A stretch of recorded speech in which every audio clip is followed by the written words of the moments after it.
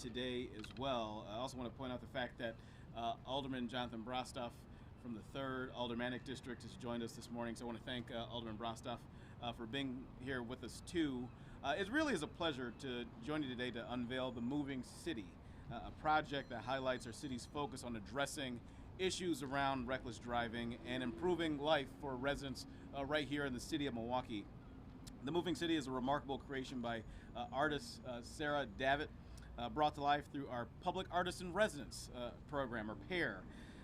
Reckless driving, as all of us know, is a serious issue that's been affecting the city of Milwaukee for some time, and we're committed to addressing reckless driving in this city and doing it through education, doing it through enforcement, doing it through engineering, and doing it through creative solutions like the Moving City. This art installation sets a powerful statement about our commitment to road safety and also responsible driving on the roadways here in our city. The truck, adorned with intricately carved traffic cones, I hope that you all have had the chance to check them out. I just did. They're really impressive. It serves as a moving reminder of the serious consequences of reckless driving and the importance of safe streets. Together, through initiatives like the Moving City, we can work towards safer streets and a stronger and more connected community. But our work, it does not stop here. It's just the beginning. The project involved many people, and I want to thank some of those people, including the Milwaukee Arts Board and its chair, Alderwoman Malele Coggs from the 6th District, for starting the PAIR program.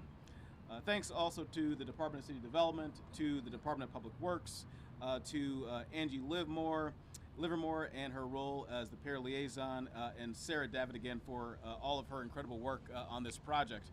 I want to thank you for your dedication, Sarah, for your support, for your shared commitment to a safer and more vibrant city for us as well. So all of us, let's continue to work together to turn our vision into a reality. The public will have an opportunity to see the Moving City for the first time today, right here in Red Arrow Park. And when they get here, they'll have the opportunity to, like I said, check out all the carvings that are on here. Hopefully we'll be able to put on some of the lights. I don't know if they'll show because it's the daytime here, but folks will be able to check that out. From 11:30 to 1 o'clock here, I think, is when the demonstration will be. I want to thank as well the Downtown Bid, our partners, our great partners downtown, for hosting us as well. Jessica Weinberg and Vision Zero will be using the Moving City as an outreach tool that you can catch it at more events all over Milwaukee, including Center Street Days, Summer of Soul, the MPS Run Back to School, and Washington Park Wednesday. You can visit milwaukee.gov/Vision Zero for dates and locations when you can see the Moving City. So again, I want to thank all those involved, and I want to pass it over at this time to Sarah, who will have some remarks. But first, before doing that, I want to honor her with a mayoral proclamation. I know it's a surprise to you, but for all your work. Oh, there it is. So let me just let. I know it's a shock and surprise. I just made you a thing. And now I'm giving you a thing. So let me just read a couple lines from it. So it reads: Office of the Mayor, City of Milwaukee Proclamation. Whereas the City of Milwaukee proudly joins family, friends, and community members in recognizing Sarah Davitt on Wednesday, August 14th, 2024.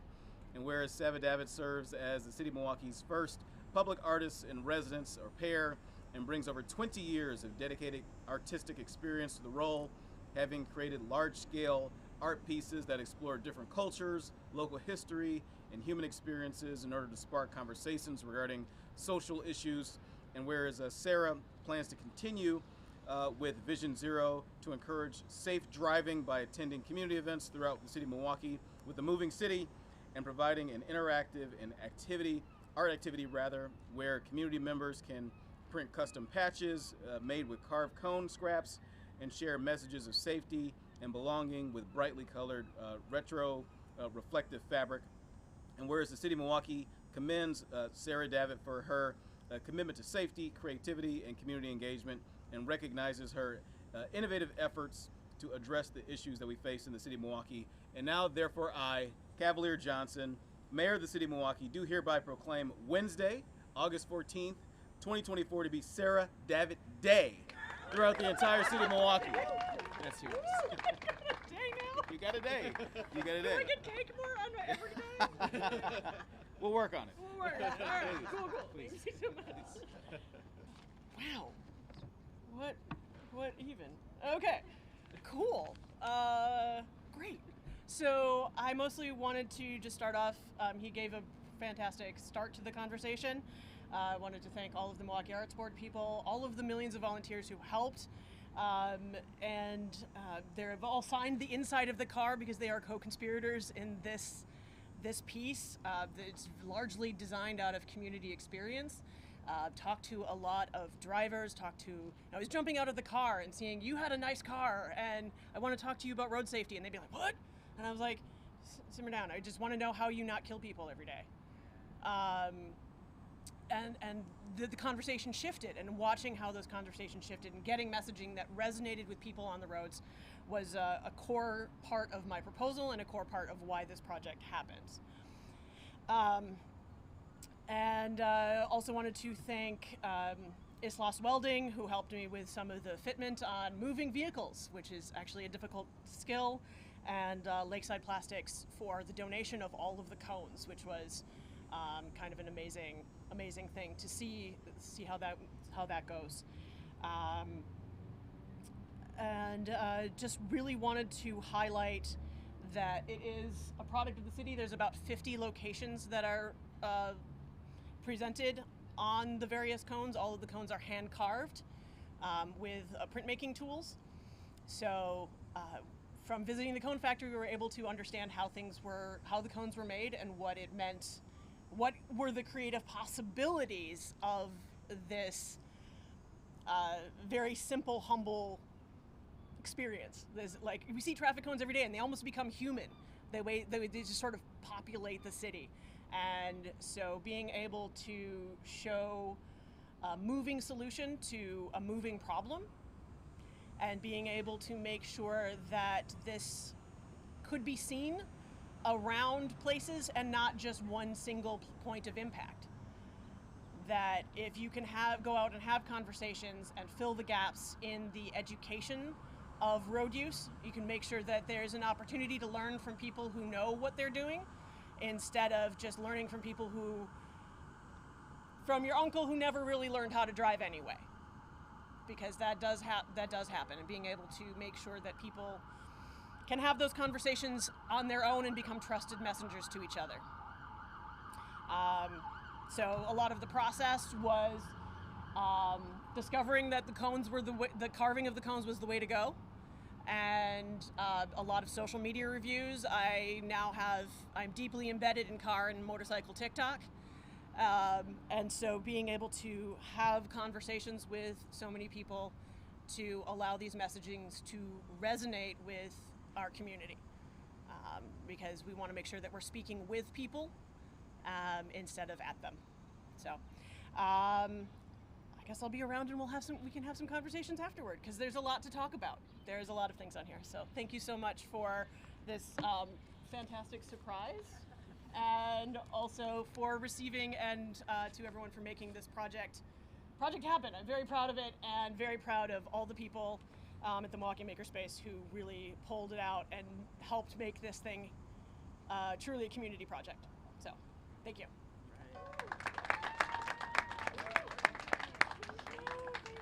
All right, so I mentioned the partnership here with the Milwaukee Arts Board, and at this time I'd like to bring up Arts Board member Tina Close, who will have some remarks. Tina?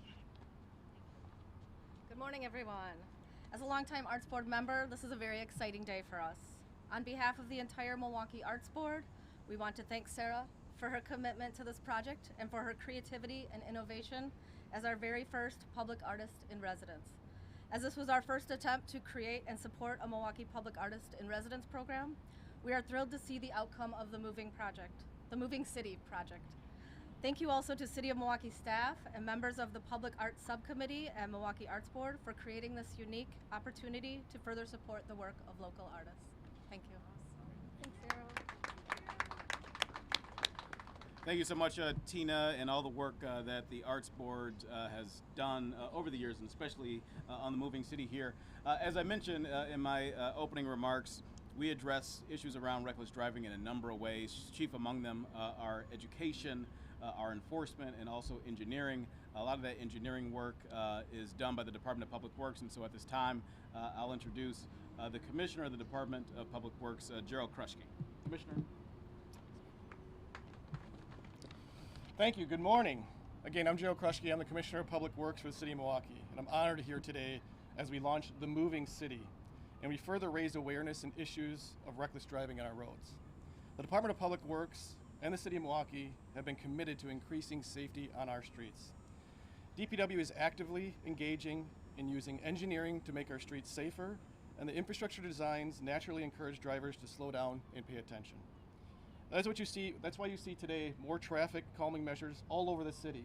You see a lot of construction in the past 2 years. You've seen a lot of improvements from roundabouts. You see bump outs that are continuing happening to stop passing on the right. But we know it takes more than just modified roadways to address reckless driving. Education is crucial. Just last month we launched our Speeding We Can Live Without It campaign, which aims at educating the public on how they can do their part to make our streets safer by slowing down, encouraging others around them to do the same. Now, here today, we further our efforts on education by using art. Some people may question how the vehicle covered in traffic cones can do anything to address reckless driving. The goal of the Moving City is to catch the public's attention through art, ask questions, spark ideas, help our roads safer, have the conversations, talk to your partners like, what does that mean? And continue to educate others on what reckless driving is besides what we see on the news. The great thing about the Moving City is that it can be taken into neighborhoods, into community events, and meet our residents where they're at, and not just in one location. As our pair artist resident, Sarah Davitt, has beautifully stated, it's a mobile solution for a mobile problem. This is just one further tool we now have at our disposal to address reckless driving. And we will use any method possible to tackle this epidemic. I want to thank Mayor Johnson for your leadership in addressing the issues of reckless driving. I'd like to thank the Milwaukee Arts Board for launching the PAIR program. I'd like to thank the Department of City Development for coordinating. And of course, thank you, Sarah, for the art and your civic commitment as we all work together to combat reckless driving. And at this time, I will hand it back to Mayor Johnson for any closing remarks. Thank you so much, Commissioner. I'd like to take this time to recognize another champion on addressing issues around reckless driving here in our community, and that's 10th District Alderwoman Charlene Moore, who's joined us as well. So thank you so much, Alderwoman, for being here. As I mentioned over the course of this press conference, education, education, education, enforcement, enforcement, enforcement, engineering, engineering, engineering are all the ways that we address reckless driving here in this community. We've got so much work that we've already done, so much work that continues to need to happen in this community, but we stand at the ready. We stand undeterred. We will never tire in our desires to continue to address this issue because it's too important to Milwaukee. It's too important to our city for us to stop. And so we will carry on. With that, I'm happy to take a couple of questions if there are any. If not, then folks can take the time to check out the mobile city, the moving city. Mayor Johnson, I do have a question. With the unveiling of this art project here, in the past week there have been two aldermen, one being the common council president, kind of coming out and calling out sort of rise in youth violence. And reckless driving is, of course, a part of that, but there's also been a lot of carjackings, car break-ins related to vehicles. What do you sort of say to those concerns that they've raised in the past week? I have commented on this, and I've said that, look, the president is right. He's right to raise those concerns. I mean, there are too many people who, for whatever reason, think that they can go with impunity and create havoc and destruction and mayhem in our city. And to that, I say, you're wrong. You can't. And so when individuals do things like that, I've been very consistent, very clear that when somebody causes death or harm or destruction in our city, that there should be a price to pay. Public safety, since I've been mayor, we focus it on basically two pillars One being prevention, and we have a number of preventative programs that are available in this community. We are really resource rich in the city of Milwaukee, and young people in particular, since you're talking about young people, they have the opportunity to join and be a part of these programs. And we, over the course of the last number of years, have been working to let it be known that these programs are available. That's why we launched our Hello Summer website. That's why we partnered with Safe and Sound to easily connect young people with opportunities in Milwaukee. They don't even have to look it up. Just contact Safe and Sound, and they'll be the connective tissue to bring people, and young people particularly, together with organizations that do things that they have interest in. All that being said, right, at the end of the day, if they do something that causes death or harm or destruction in this community, and whether you're a young person or you're an older adult doing that, there's got to be a price to pay. There's got to be accountability at the same time. And so that's what my response to that is. I don't want for anybody to partake in that behavior in the first place, but if you do, there ought to be a price to pay. You should be arrested, and you should be prosecuted for damaging everybody else's quality of life. You're not the only person who lives here. Everybody else has the right to live in peace, right? They shouldn't have to wake up and see their car window smashed out. They shouldn't have to, be afraid to drive on the streets because somebody makes the boneheaded decision to drive recklessly on the streets in this community, right? So if you want to go, the positive way, there are opportunities for you to do it. My administration, all these youth-serving organizations, we have the hand extended and want for young people and every person to take part in those things. If you don't, then there's the other door that you can go through as well, and that's being held accountable for your actions. And do you think that Milwaukee police, even the DA's office, are doing enough to prosecute those people who are committing those crimes?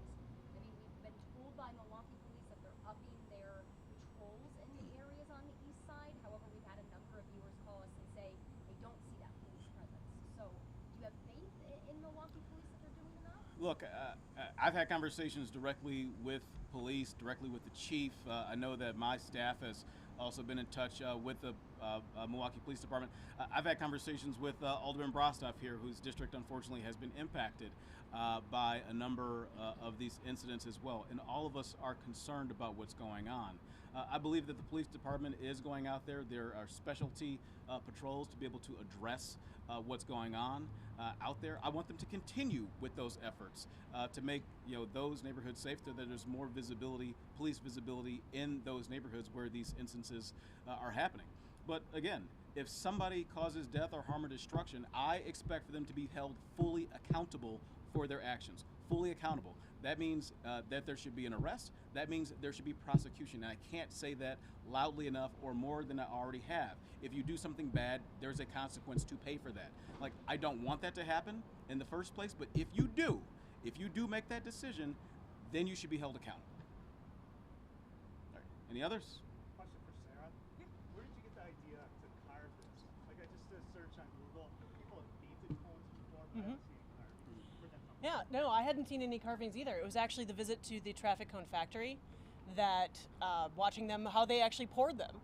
And so they pour the black base first, they pour a white base layer, and then they pour the translucent color layer on top to sort of protect any sort of labeling that happens on top of it. And so recognizing that there was a two-color system, and then realizing that this whole thing lights up.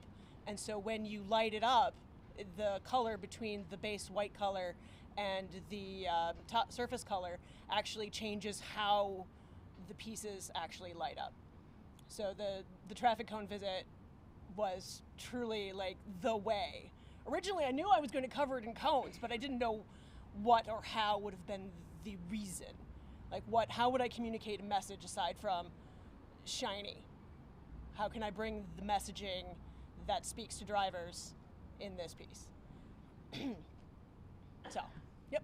Aaron Johnson, before we let you go, do you have any information about a likely visit from Vice President Harris at a rally potentially next week in Pfizer Forum? Anything you could share with us on that? I understand that the Vice President is making another stop here in Milwaukee, as she has a number of times over the course of the past year plus.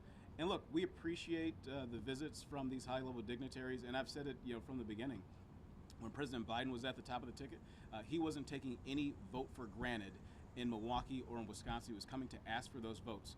And since the vice president has assumed the top of the ticket and is the presumptive Democratic nominee, she has taken that same sort of tact. She is not taking any votes for granted. She is coming here to ask for individuals' votes directly in this community. She's creating the contrast, showing the contrast between what Kamala Harris presidency would be versus what a second Donald Trump term would be. And I, for one, welcome her attendance here. I, for one, am grateful that she's taken the time to showcase to Milwaukeeans and to Wisconsinites what the future can be under her leadership. And I'm, for one, looking forward to seeing her come back to Milwaukee next week, Tuesday. All right. Thank you.